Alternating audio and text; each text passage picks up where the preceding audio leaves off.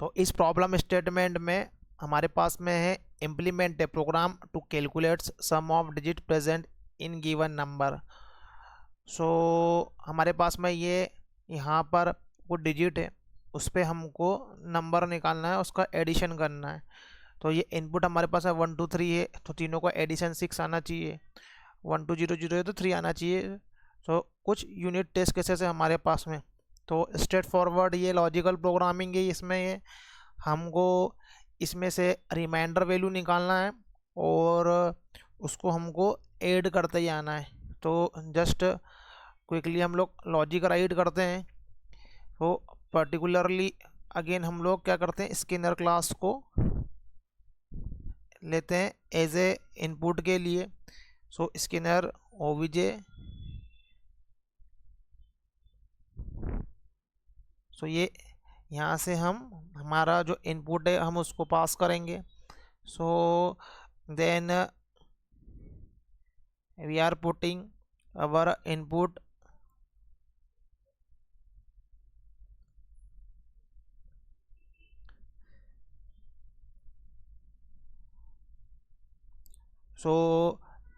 ये हमारा यहाँ से इनपुट पास होगा। तो हमको क्या करना है कि डिजिट को यहाँ से निकालना है सबसे पहले। तो हम क्या करते हैं कि डिजिट के लिए यहाँ पर हम एक वेरिएबल लेते हैं इंट एस।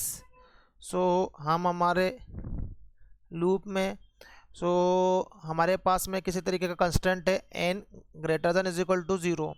सो हमारा जो वैल्यू है जो ग्रेटर देन 0 रहेगा उसी के लिए एप्लीकेबल है। तो हमको यहाँ पर एक कंडीशन डालना पड़ेगी। तो हमारा वाइल लूप में एंटर होगा। तो हमको वाइल लूप जब तक एग्जीक्यूट करना है जब तक कि हमारे पास में वो जो डिजिट है वो कंप्लीट नहीं होते हैं। तो हम यहाँ पर क्या करते हैं कि रिमाइंडर निकालते हैं। तो जो हमारा n का वैल्यू है उससे हम लोग रिमाइंडर निकालेंगे। तो एज वी नो हम उसको 10 से डिवाइड करने के बाद जो भी हमारे पास में रिमाइंडर आएगा तो इससे हम हमारा रिमाइंडर निकालेंगे। तो इसको हम क्या करते हैं कि वो पर्टिकुलर वैल्यू को एक वैल्यू में रखते हैं ये। तो हम उसके लिए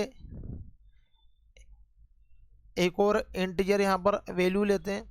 तो हम यहाँ पर क्या करेंगे कि उसको हम लोग एक वैल्यू में यहाँ पर रखेंगे और हमारे पास में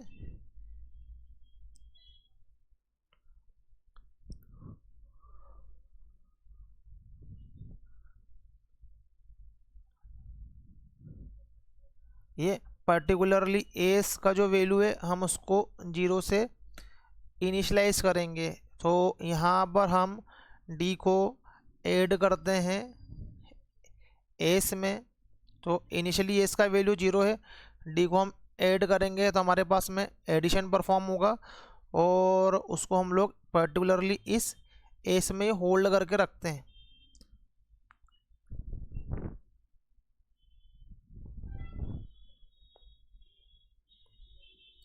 एंड जो हमारे पास में रिमेनिंग पार्ट है तो हमारे पास में रिमेनिंग पार्ट के लिए हमको उसको डिवाइड करना है। तो जो भी हमारा क्वोशिएंट पार्ट रहेगा सो हम लोग 10 से डिवाइड करेंगे।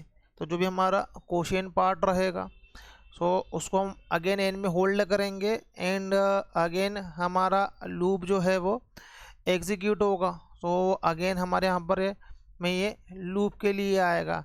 सो यदि हमारा जो इनपुट है वो यदि 1 2 3 रहता है तो फर्स्ट टाइम हमारे लूप में जो 10 से डिवाइड होने के बाद में हमारे पास में जो रिमाइंडर है वो 3 आएगा।